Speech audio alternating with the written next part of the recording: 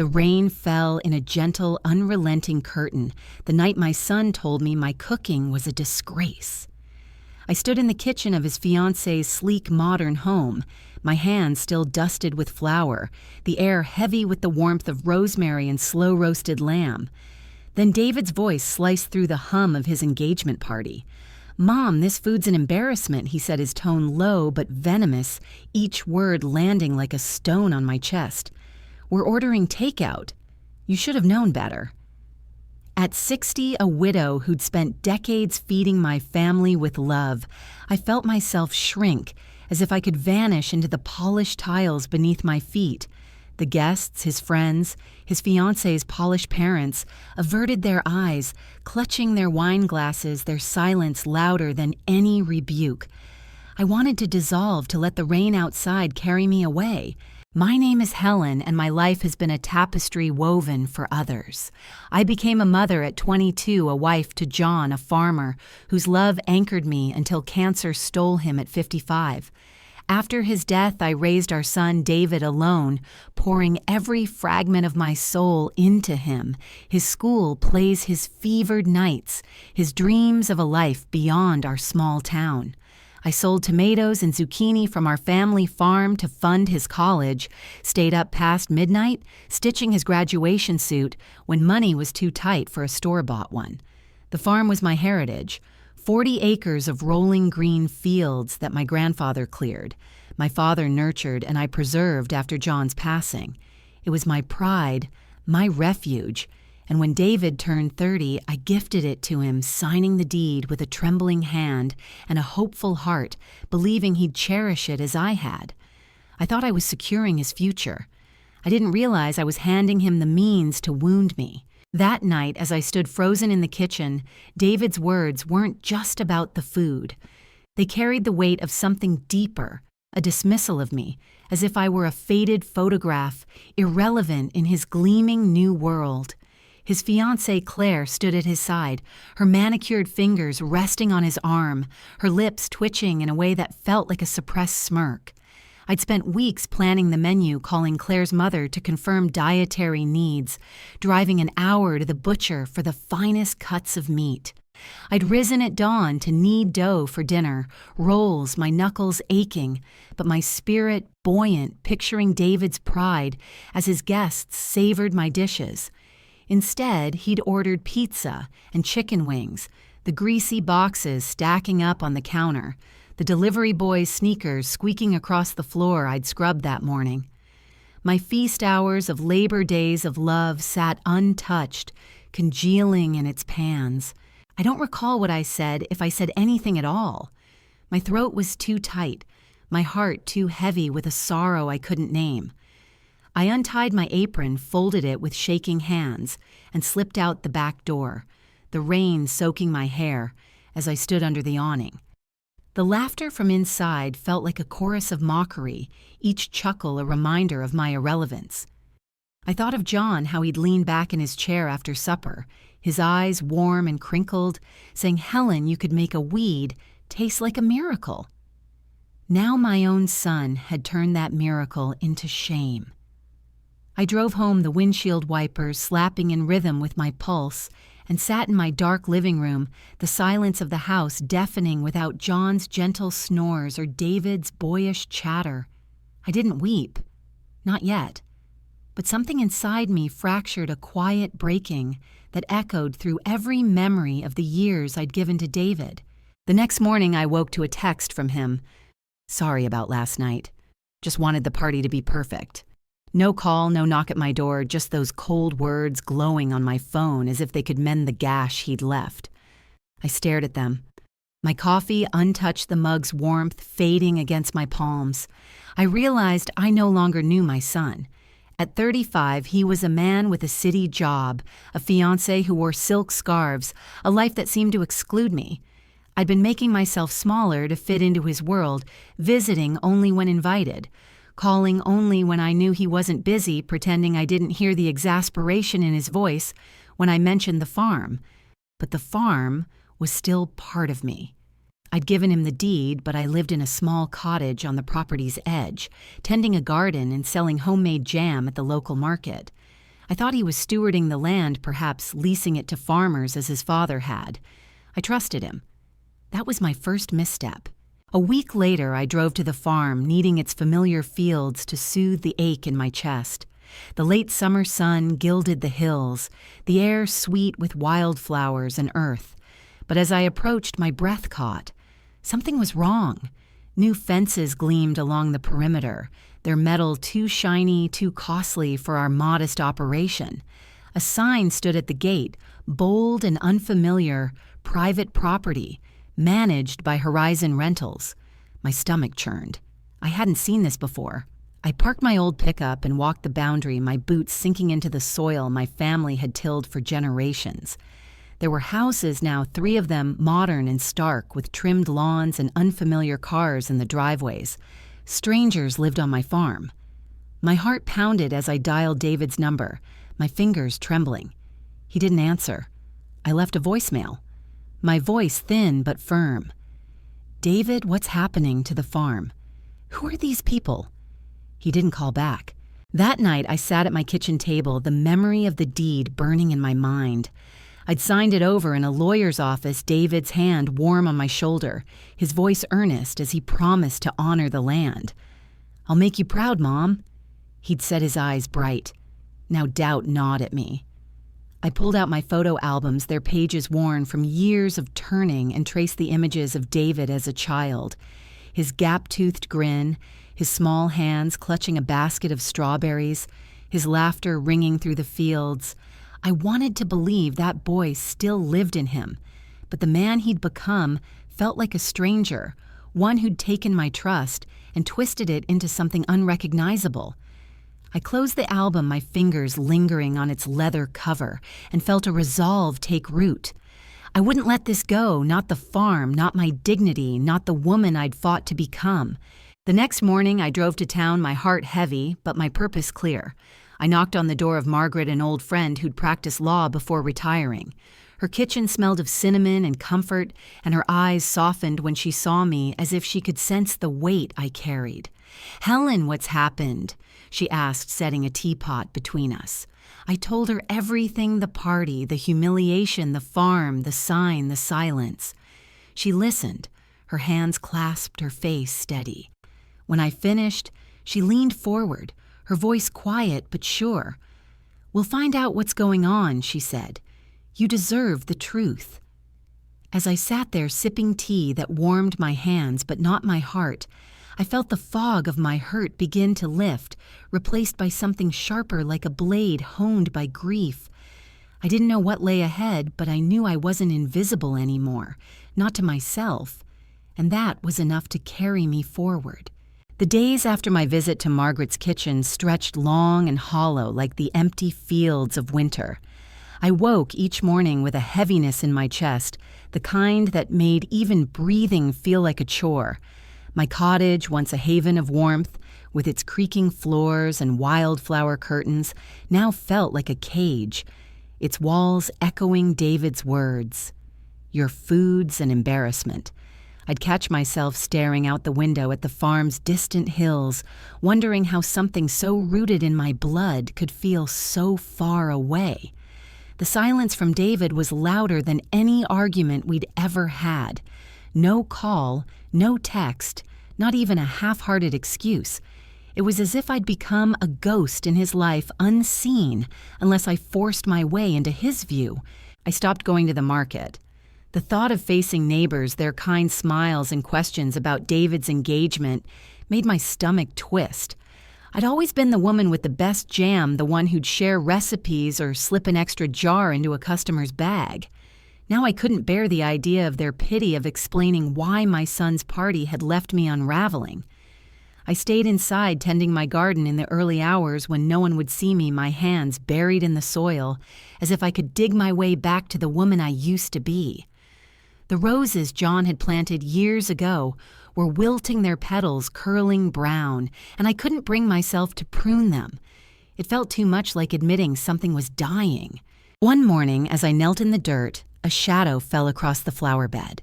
I looked up to see Lila, a woman from town who'd bought my jam for years. She was in her late 70s, her hair a soft silver crown, her eyes sharp despite the lines etched around them. "Helen, you've been hiding," she said, her voice gentle but firm like a mother who wouldn't take excuses. I brushed the dirt from my hands, embarrassed, and mumbled something about being busy. She didn't buy it. "You're not at the market," she said, leaning on her cane. "And you don't look like yourself. What's wrong?" I wanted to deflect, to say I was fine, but her gaze held me like a tether. Before I knew it, the words spilled out the party, David's cruelty, the strange houses on the farm. I told her how I'd given him everything, how I'd trusted him with the land that was my heart's home, only to find it carved up for profit. Lila listened, her face still, but her eyes flickering with something like anger. When I finished, she reached out her hand warm on my arm. "You're not alone in this." "Helen," she said, "children can break your heart, but they don't get to break you." Her words stayed with me, a small flame in the dark. That afternoon, I drove to the library, something I hadn't done in years. I wasn't sure what I was looking for, but I needed to understand what Horizon Rentals meant, what David had done with the farm. The librarian, a young woman with a quick smile, helped me navigate the computer, pulling up public records and property listings. My hands shook as I scrolled through the screen, each click revealing a truth I wasn't ready for. The farm was listed as a rental property divided into parcels with those sleek houses I'd seen. The monthly income was staggering, thousands of dollars funneled through a company I'd never heard of. David's name was nowhere on the documents, but I knew his hand was in it. He'd turned our legacy into a business, and I hadn't even known. I drove home, my mind reeling. The betrayal wasn't just the money. It was the secrecy, the way he'd let me believe he was honoring the farm while he profited behind my back. I felt foolish, like a child who'd trusted a fairy tale.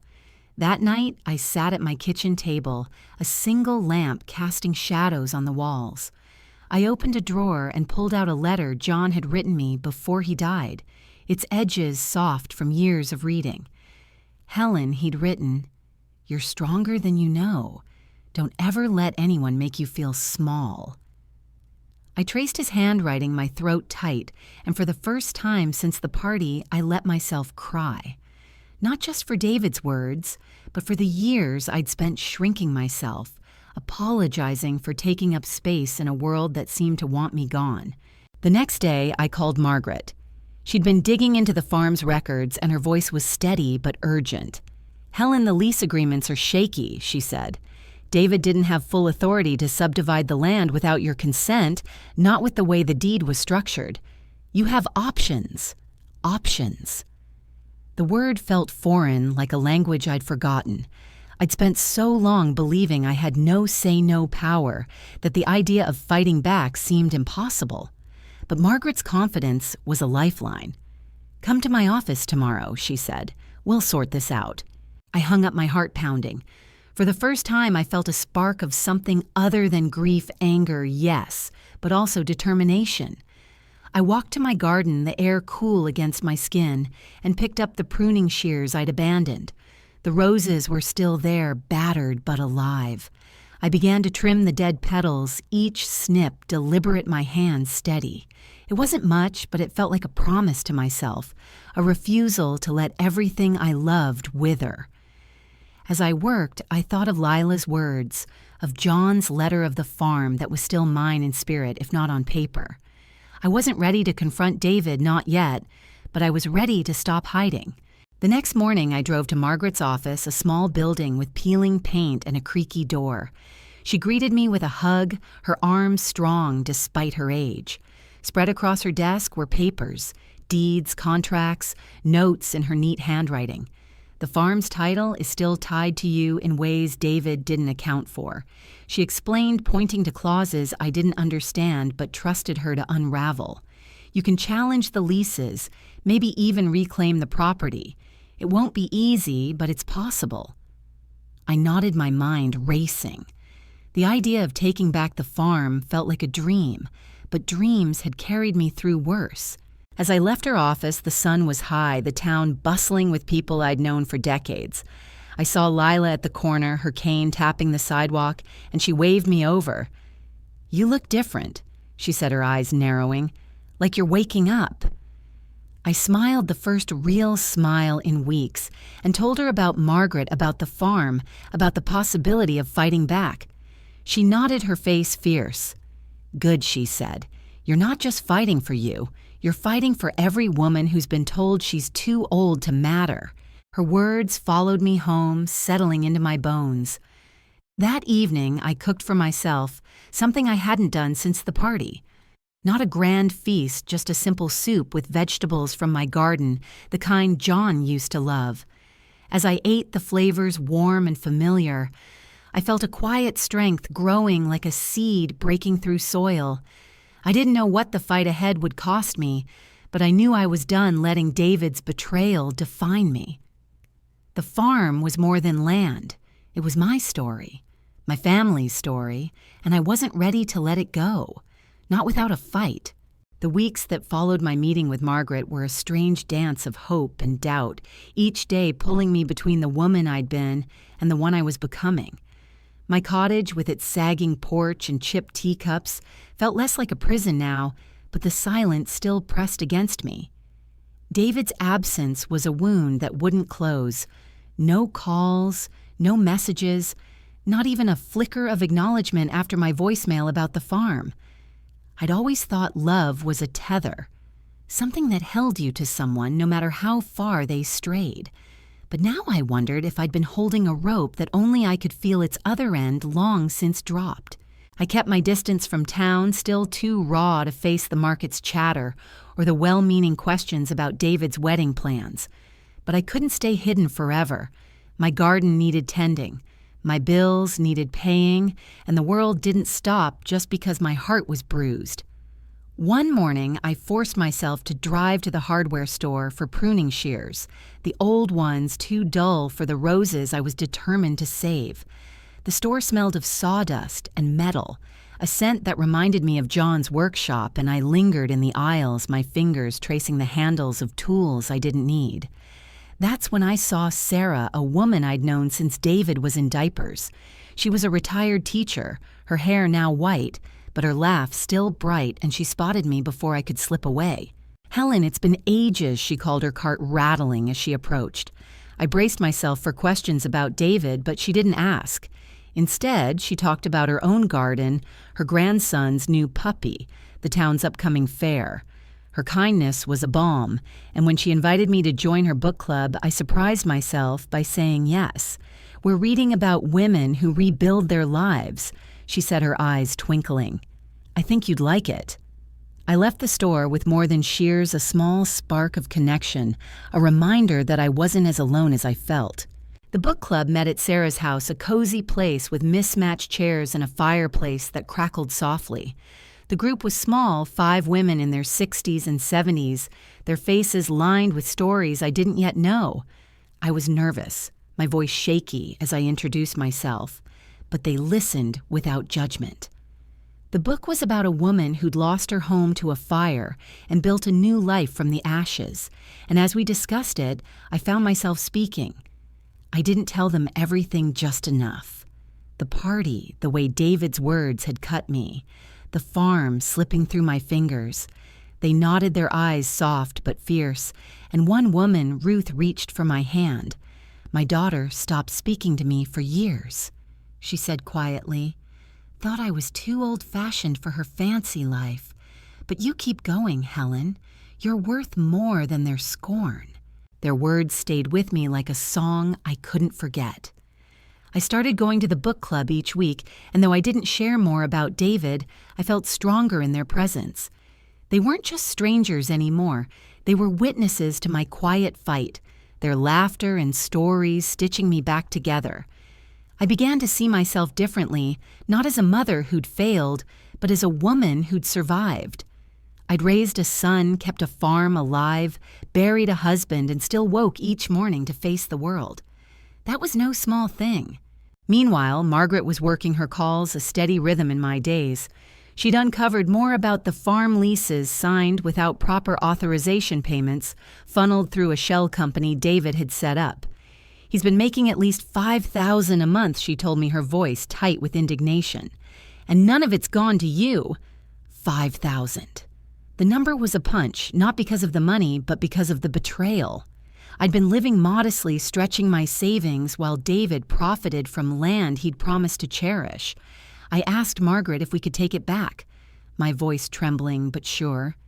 It's possible, she said. The deed's clauses give you leverage, but it'll mean a legal fight and he won't like it. I nodded, though she couldn't see me. I wasn't ready to face David, but I was ready to face the truth. One evening after a book club meeting, I drove to the farm. The sun was setting, painting the fields in hues of gold and amber, and I parked at the gate, the Horizon Rentals sign glaring in the dusk. I walked the boundary, my boots crunching on gravel, and stood before one of the new houses. Its windows glowed laughter spilling out, and I wondered who these people were living on land my grandfather had cleared. I didn't hate them. They were strangers caught in David's scheme. But I hated what the farm had become, a commodity, stripped of its soul. I knelt and pressed my hand to the earth, the soil cool against my skin. I'm not done with you, I whispered, as if the land could hear me. Not yet. When I got home, I found a package on my porch, small and wrapped in brown paper. Inside was a notebook, its cover embossed with flowers, and a note from Lila. Write your story, Helen. Don't let anyone else tell it. I sat at my kitchen table, the lamp casting a soft glow, and opened the notebook. My hand hovered over the page, unsure. I wasn't a writer, but I started anyway, scribbling memories of John's laughter, David's childhood, the farm's seasons. The words were clumsy, but they were mine, and with each sentence I felt a piece of myself return. I wrote about the party, the shame, the farm's betrayal, and as the pages filled, my anger grew sharper, not wild, but focused, like a blade honed for a purpose. The next day I called Margaret and told her I was ready to fight. File whatever you need, I said, my voice steady. I want the farm back. She didn't hesitate. I'm on it, she said, and I could hear the smile in her words. I hung up and walked to my garden where the roses were blooming again, their petals vibrant against the green. I clipped a single flower and placed it in a vase on my table next to John's letter. It was a small act, but it felt like defiance, a declaration that I was still here, still growing. I thought of the book club women, of Lila's fierce eyes, of the farm waiting for me. I wasn't just fighting for land, I was fighting for the woman I'd forgotten, the one who'd carried me through loss and love and years of quiet sacrifice. That night I cooked again, not for David or the market, but for myself. A simple dish, roasted vegetables, a sprinkle of herbs bread I'd baked that morning. As I ate, the flavors grounded me, each bite a reminder of what I could create. I opened Lila's notebook and wrote more, the words flowing now, not just memories, but dreams of a farm, restored, of a life reclaimed.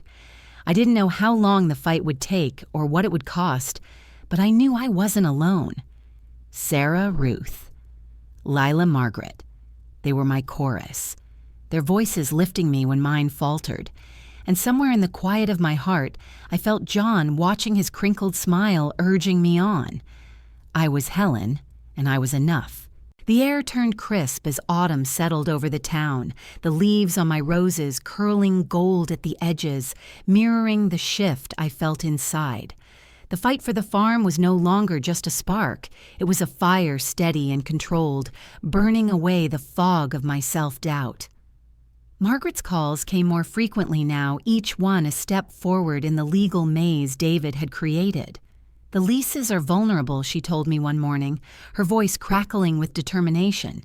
He didn't file the proper permits to subdivide, and the deed's fine print gives you a claim to revoke the transfer. We're building a case. Her words were a lifeline, but they also sharpened the ache in my chest. I was fighting my own son, a truth that felt like swallowing glass. Yet every time I wavered, I thought of the farm, its fields, its history, its heartbeat, and I knew I couldn't let it go. I started leaving my cottage, no longer content to hide behind its walls. The book club had become my anchor, those women with their laughter and stories, pulling me into a world where I wasn't just David's mother or John's widow. I was Helen with a voice that mattered. One evening, as we discussed a novel about a woman who'd rebuilt her life after betrayal, Sarah turned to me. "You're doing it, aren't you?" She said, her eyes soft but piercing. "Rebuilding." I didn't answer right away, but her words settled into me like seeds finding fertile ground. I was rebuilding not with grand gestures, but with quiet choices, each one a brick in a foundation I hadn't known I could lay. I returned to the market, my jam jars polished, and labeled my smile tentative but real. The first day back, I braced for pity, but the townsfolk greeted me with warmth, their hands reaching for my preserves, as if nothing had changed. Lila was there, her cane tapping as she bought 3 jars and slipped me a wink. "You're standing tall," she said, and I felt it. My shoulders straighter, my heart lighter.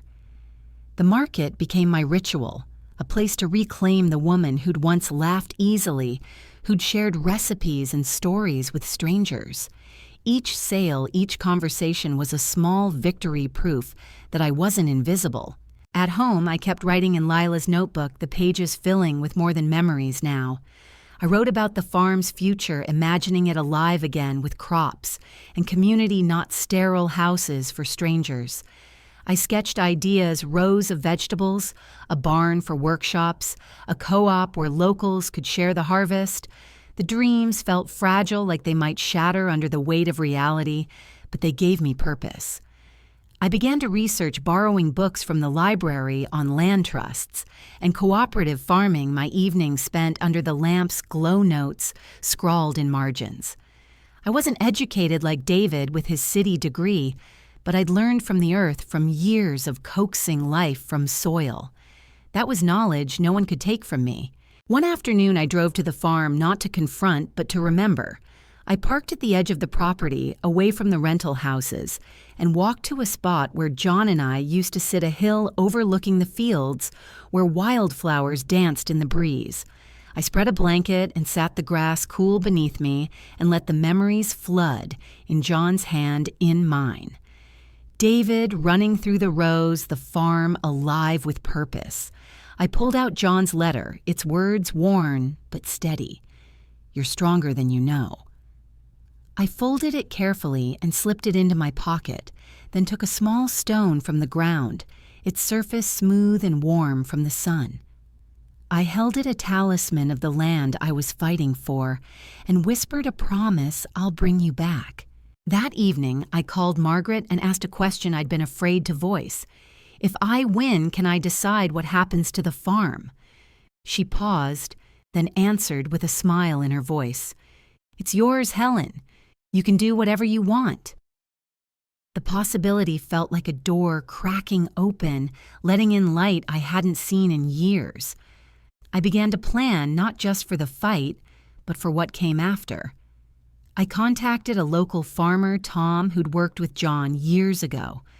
Over coffee at his cluttered kitchen table, I shared my ideas for a co-op. His eyes lit up. "The town needs this," he said. "Folks are hungry for real food, real community. I'm in." His support was a spark, igniting a vision I could almost touch. But the fight wasn't won yet. Margaret warned me that David would be served papers soon, a formal challenge to the leases and the deed transfer. The thought of his reaction made my stomach churn. I could picture his face, sharp with anger, the same look he'd worn at the party when he'd dismissed my cooking. I wasn't ready to see him, but I was ready to stand my ground. I started preparing, not just legally, but emotionally. I wore John's old watch, its leather band, soft against my wrist, a reminder of the man who'd believed in me. I hung a photo of the farm in my kitchen, its fields green and endless, a daily promise to keep going. One morning, as I arranged my jam jars for the market, a letter arrived, its envelope crisp and official. My heart sank, expecting news from David or his lawyer, but it was from the book club women. They'd written together a single page filled with their signatures. "Helen," it read, "we see you. You're not alone. Whatever happens, We're here. I pressed the letter to my chest, tears pricking my eyes. Their words were a shield armoring me for the battle ahead. I tucked the letter into Lila's notebook next to my plans for the farm and felt a surge of resolve. I wasn't just fighting for myself, I was fighting for every woman who'd been told she was too old, too small, too broken to matter. At the market that day, I sold every jar, my voice steady as I chatted with customers.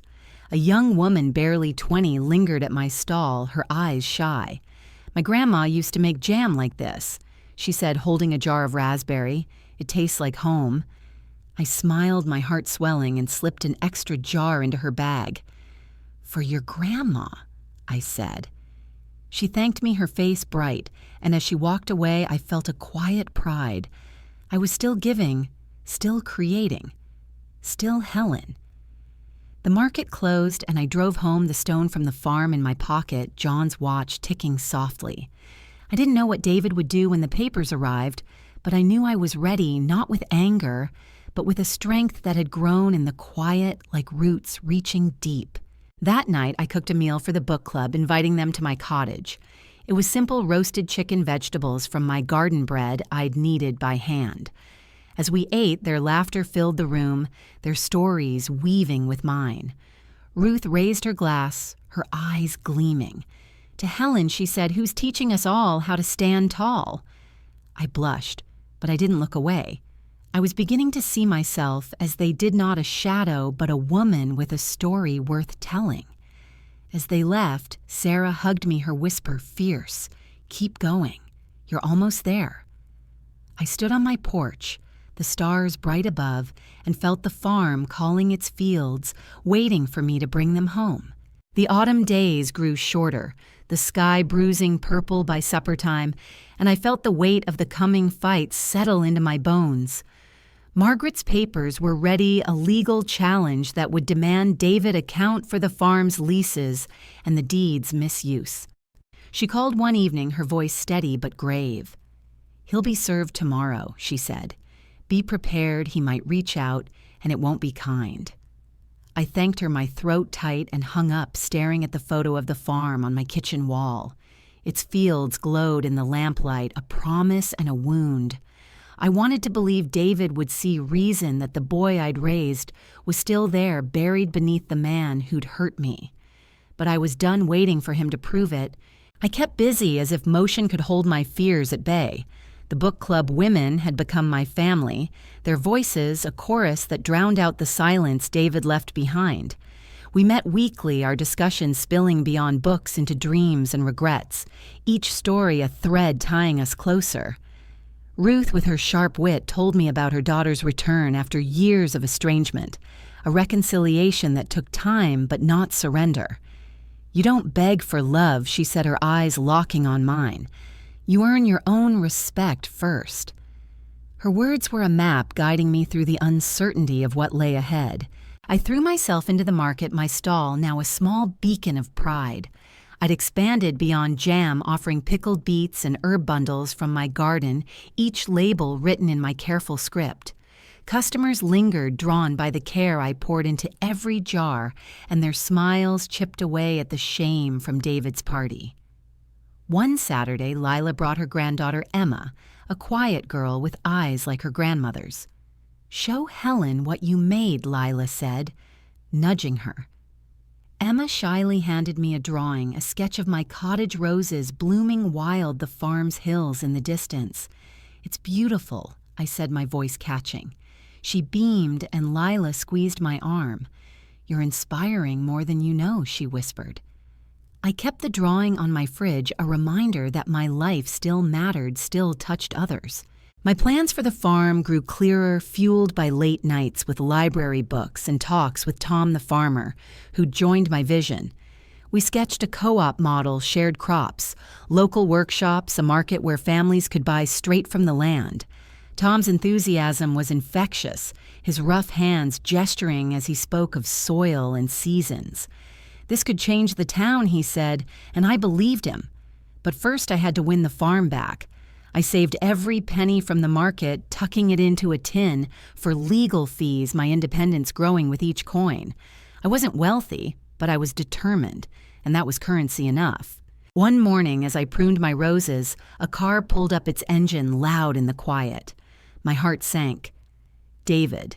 He stepped out his suit, crisp, his face tight with anger. The papers had found him. "What the hell, Mom?" he said, striding toward me, his voice sharp. "You're suing me over the farm." I set down the shears, my hands steady despite the tremor in my chest.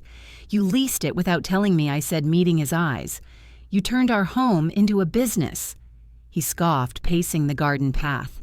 "I'm making money, something you never did. You think I want to be stuck in this nowhere town playing farmer? I'm building a life." His words stung, but I saw him clearly now. Not the boy I'd loved, but a man who'd chosen profit over family.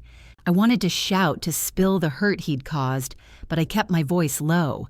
"That land was my heart, David. You promised to honor it." He rolled his eyes, a gesture so childish it broke something in me. "You're living in the past," he said. "Stay out of my way or you'll regret it." He left his car spitting gravel, and I stood there, the air cold against my skin.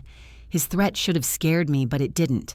It hardened my resolve like frost, strengthening a root. I called Margaret and told her everything. "He's rattled," she said. "That's good. It means we're close." That evening I walked to the hill where John and I used to sit, the stone from that day still in my pocket. I held it, its weight grounding me, and thought of John's letter, his belief in my strength. I'd always seen myself through others, wife, mother, widow. But now I was seeing Helen, the woman who'd kept going when the world fell apart. I burned David's old letters that night, not out of anger, but release. They were from a time when he was mine, but I couldn't live in that past anymore. The flames curled the paper, and I felt lighter, unburdened by a love that no longer served me. The next day I visited the library, researching land trusts with a focus I hadn't known I had. The librarian, noticing my stack of books, offered to connect me with a local nonprofit that supported community farms. I met their director, a woman named Clara, whose passion matched Tom's. Over tea, I shared my dream for the farm, my voice steady as I described the co-op. "It's ambitious," she said, "but doable. If you win the land, we'll help." Her support was a bridge to a future I could almost touch, and I left with a folder of resources, my heart racing with possibility. At the market, I began to talk about the co-op testing the idea with customers. Their excitement surprised me. Families wanting fresh food, farmers seeking shared resources, parents dreaming of teaching their kids to plant. I listened, my notebook filling with their hopes, and felt the farm's purpose growing beyond my own pain. It wasn't just about taking it back from David, it was about giving it to the town, to people who'd cherish it. I wore John's watch every day now, its ticking a reminder of time I still had time to build something new. One evening, Sarah invited me to a town fair, and I went my first outing beyond the market. The fair was alive with music and lights, children laughing as they chased balloons. I walked with Sarah, her arm linked with mine, and felt a warmth I'd forgotten. At a craft stall, I saw a small wooden box carved with wildflowers and bought it on impulse. Inside, I placed the stone from the farm, John's letter, and Emma's drawing a collection of what mattered, a talisman for the fight. As we watched fireworks burst above, Sarah leaned close. "You're not just fighting for the farm, Helen," she said. "You're fighting for you." I nodded, tears stinging my eyes, but they weren't tears of grief. They were pride, fierce and unyielding. Back home, I cooked for myself, a ritual now. Roasted squash thyme from my garden bread, warm from the oven. As I ate, I wrote in Lila's notebook, not just plans, but a letter to myself. "You are enough. You always were." The words felt like a vow, one I'd keep no matter what David did. The fight was far from over, but I was ready, not with the fury of youth, but with the quiet strength of a woman who'd learned her worth. The farm was waiting, and so was I. Winter crept into the town, the air sharp with frost. The fields beyond my cottage dusted white. The legal battle for the farm was a slow grind, each step forward met with resistance from David's lawyers, who buried Margaret in motions and delays. She called me one icy morning, her voice steady but tired. "They're stalling," she said, "but we're stronger. The judge is leaning our way, the leases are shaky, and the deed's clauses hold. Stay patient, Helen." Patience was a muscle I'd been flexing my whole life, but now it felt different. Not passive, but purposeful, like waiting for a seed to break through frozen ground. I trusted Margaret and I trusted myself, a faith that had grown in the quiet moments of these past months. David hadn't contacted me since his angry visit, his silence a wall I no longer tried to scale. I thought of him less as my son and more as a stranger whose choices I couldn't control. The pain of that shift was deep, a root pulled from my heart, but it left space for something new. I was no longer living for his approval, no longer measuring my worth by his love. I was Helen, and that was enough. My days were filled with small acts of defiance, tending my garden despite the cold writing in Lila's notebook, planning the co-op with a clarity that felt like a gift. The farm was still out of reach, but I held it in my mind, its fields alive with possibility. The book club remained my sanctuary, those women my mirror reflecting a strength I was only beginning to see. We met at Ruth's house, now her living room warm with quilts and the scent of spiced tea.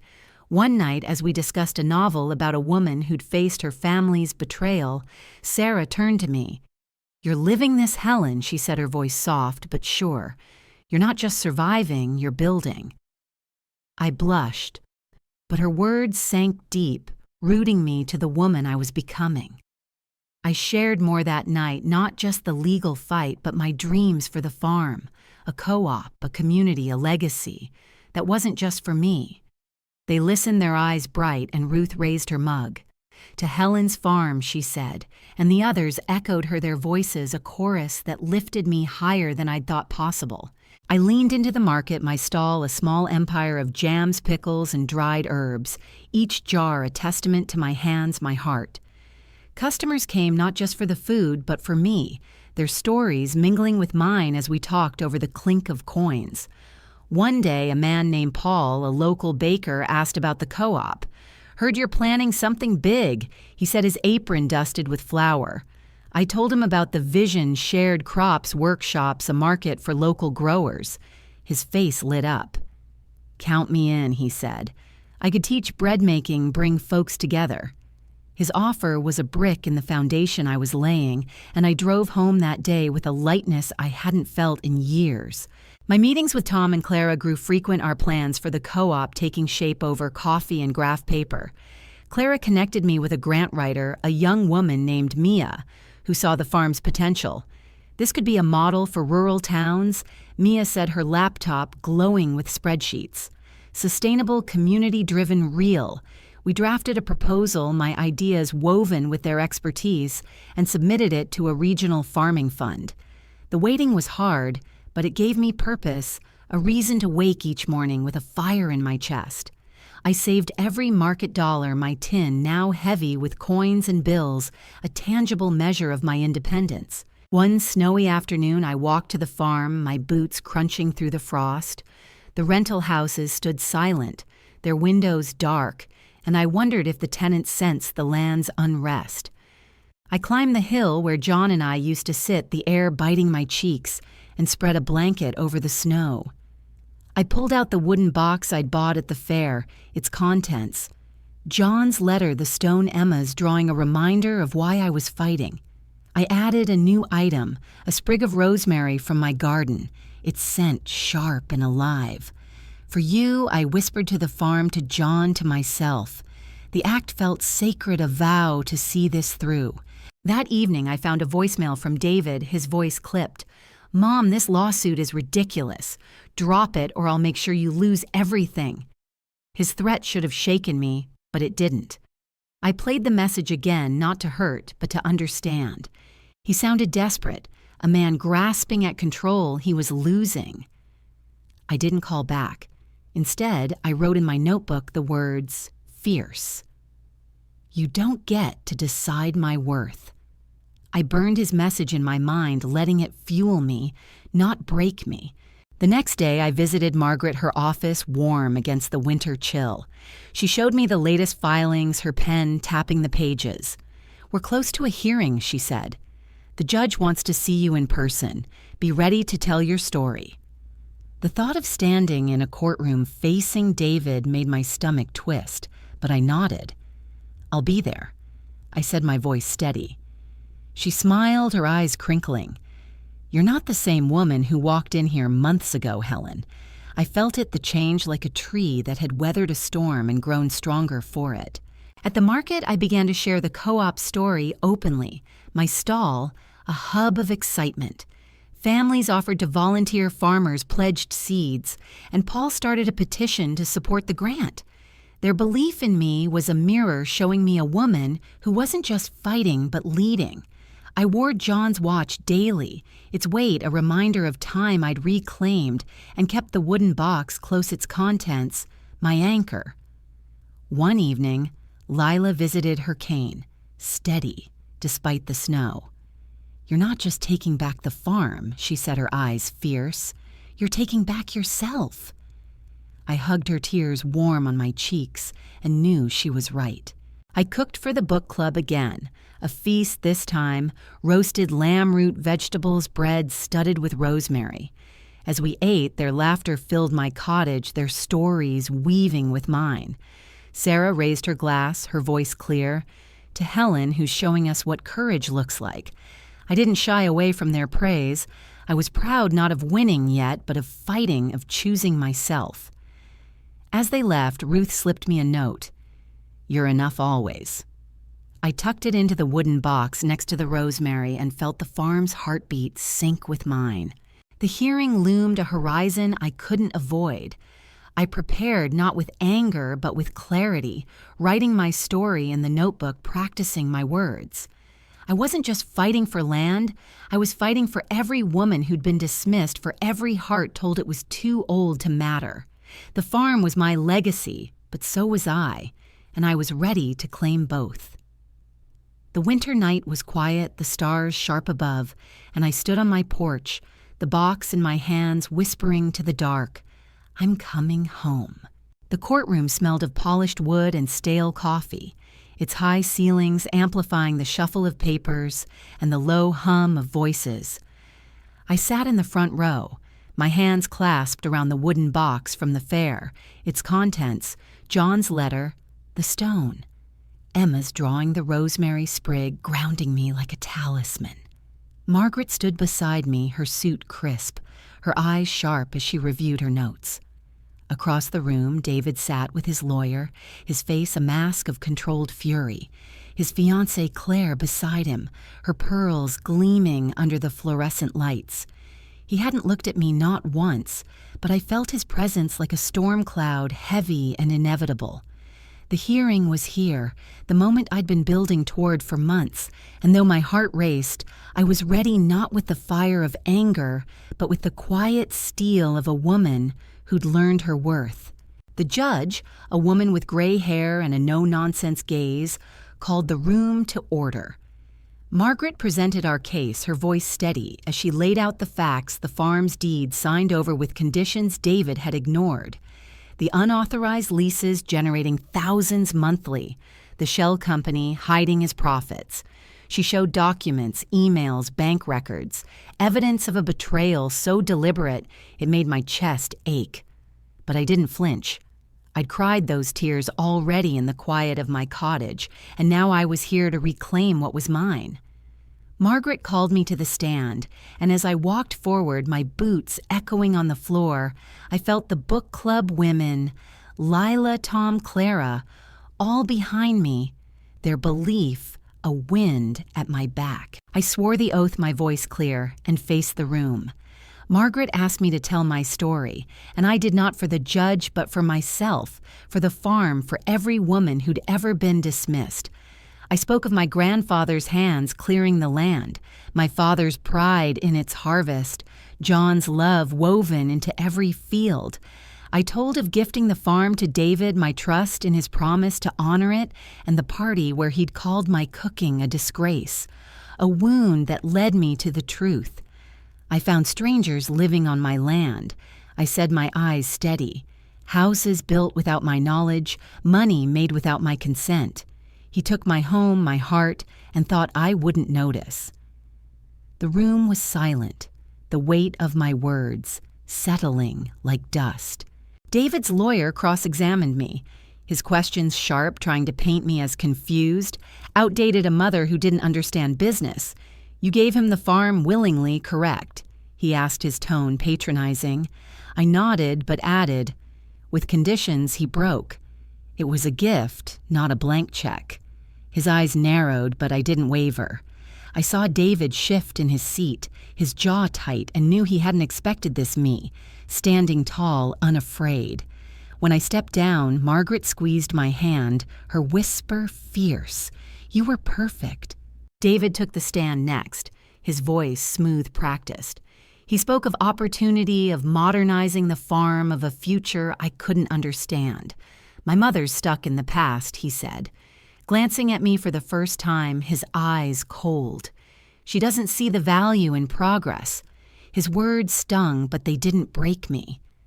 I saw him now, not as my son, but as a man who'd chosen greed over family, who'd mistaken my silence for weakness. The judge listened, her face unreadable, and adjourned for a decision. As we left the courtroom, David passed me, his shoulder brushing mine, but he said nothing. I didn't need him to. The truth was out, and it was enough. Days later, Margaret called, her voice bright with victory. We won Helen. The leases are void, the deed's transfer reversed. The farm's yours. I sank into my kitchen chair, tears streaming down my face, not grief, but relief, a weight lifting I hadn't known I carried. The farm was mine again, its fields waiting, its heart beating in time with mine. But the victory wasn't just legal, it was personal, a reclaiming of the woman I'd been before David's betrayal shrank me. I thanked Margaret, my voice thick, and promised to visit soon. That night, I cooked a feast, roasted chicken vegetables from my garden bread, warm with rosemary, and ate alone, savoring each bite, a celebration of my own strength. The news spread quickly, the town buzzing with my story. At the market, customers congratulated me, their hugs warm, their words fierce. You showed them. Helen Paul, the baker, set his grin wide. Lila brought Emma, who hugged me tight, her drawing now framed in my cottage. You're a hero, she whispered, and I laughed, but the words stayed with me. I wasn't a hero, just a woman who'd refused to disappear. I shared the co-op plans openly, now the grant approved, Tom and Clara ready to break ground. The farm would live again, not as David's profit machine, but as a community's heart. David's wedding was weeks away, and though I hadn't planned to attend, Claire's mother sent an invitation, her note polite but distant. I went not for David, but for myself to close a chapter. The venue was lavish, all white roses and crystal, a world that didn't fit me, but couldn't dim me either. I wore a simple dress, John's watch on my wrist, the wooden box in my purse. During the reception, as toasts rang out, I asked to speak, my voice steady despite the eyes on me. David's face tightened, but he didn't stop me. I stood the room quiet and spoke from my heart. This farm was my family's soul, I said, my gaze sweeping the guests, landing on David. I gave it to my son, believing he'd cherish it. Instead, he leased it for profit, hid thousands monthly, and thought I'd stay silent. Gasps rippled through the crowd, Claire's mother paling. I took it back, I continued, my voice clear. And I've sold it to a community co-op to feed this town, to honor the land. It's not his anymore. It's ours. The room was silent, David's face ashen, Claire's hand frozen on her glass. I sat, my heart steady, my dignity a shield no one could pierce. The guests whispered, their eyes on David, who said nothing, his control shattered. I left quietly, the night air cool against my skin, and drove home, the stars bright above. The farm was gone from David's hands, its wealth thousands he'd hidden, now funding a legacy he'd never touch. I'd won not with vengeance but with truth, and it was enough. The winter softened into early spring, the frost giving way to tender green shoots in my garden, as if the earth itself was exhaling. The farm was no longer just a memory or a battleground. It was mine again, its fields stretching under a sky that felt wider now, unburdened by the weight of betrayal. I walked its boundaries often, my boots sinking into the soil, the air sweet with the promise of new growth. The co-op was taking shape, Tom and Clara overseeing the first plantings, while volunteers from town Paul Mia, even Emma with her shy smile turned the land into a living dream. The grant money had bought seeds tools, a small barn for workshops, and every hammer strike, every furrow dug, felt like a stitch in the fabric of my heart. I'd sold the farm to the co-op for a symbolic $1, ensuring it would belong to the community forever, not to one person's greed. The rental houses were gone, their tenants relocated with Margaret's help, the land cleared for crops and shared spaces. At the market, my stall was a hub of excitement customers, buying my jams and herbs while asking about the co-op's progress. "It's yours too," I'd tell them, and their eyes would light up as if they'd been waiting for a place to belong. The town was changing, not just in the fields, but in the way people looked at each other, their hands joining to build something lasting. I saw myself in their pride, a woman who'd turned her pain into a gift. David hadn't contacted me since the wedding, his silence a final severing. I heard through Sarah that he and Claire were struggling, their city life strained without the farm's hidden income. I didn't wish them ill. Anger had no hold on me anymore, but I didn't wish them well either. I'd loved him fiercely, given him everything, and he'd chosen to discard me. That was his story now, not mine. I thought of him sometimes, the boy who'd run through the fields, his laughter bright, but I let those memories rest like photos in an album I no longer needed to open. My heart was full without him. The book club women remained my anchor, their laughter a melody that filled my cottage. We met at my place, now the table set with dishes I cooked without fear, roasted vegetables, bread, studded with herbs, a pie made from last summer's berries. They toasted me often, their glasses raised to Helen's victory, but I shook my head. "It's ours," I'd say, and they'd nod their eyes, warm with understanding. Ruth gave me a quilt, its patches sewn with wildflower patterns, a gift that warmed my bed and my soul. Sarah brought me a seedling, a maple she'd grown from a cutting, and we planted it together outside my cottage, its roots a promise of years to come. One quiet morning, I walked to the farm's hill where John and I used to sit, the wooden box in my hands. The co-op was bustling below, voices mingling with the clatter of tools, children running through rows of young corn. I opened the box, its contents worn but precious, John's letter the stone. Emma's drawing the rosemary sprig, now dried but still fragrant. I added one last item, the note from the book club women, their words a reminder of the family I'd found. I knelt and buried the box in the soil, not deep, just enough to let it rest with the land. "This is home," I whispered to John, to the farm, to myself. The act was small, but it felt like a closing away to honor the journey without carrying its weight. I lived simply now, my cottage enough, my garden thriving. I taught workshops at the co-op, showing kids how to plant, sharing recipes, with mothers laughing with Paul as he kneaded dough for his classes. Lila visited often, her cane, replaced by a walker, her eyes still fierce. "You've done more than take back the farm," she told me one day, her hand on mine. "You've shown us how to take back our lives." I hugged her, my throat tight, and knew she was right. I wasn't just Helen, the mother, the widow, the betrayed. I was Helen, whole and unbroken, my worth, no longer tied to who loved me, but to how I chose to live. At the co-op's opening, the town gathered, their faces glowing under string lights we'd hung across the barn. Tom spoke, then Clara, their words weaving a vision of community and growth. When they called me forward, I hesitated, but Sarah's nudge pushed me to the makeshift stage. I looked out at the crowd, Lila, Ruth, Paul, Emma, strangers, who'd become friends, and spoke from my heart.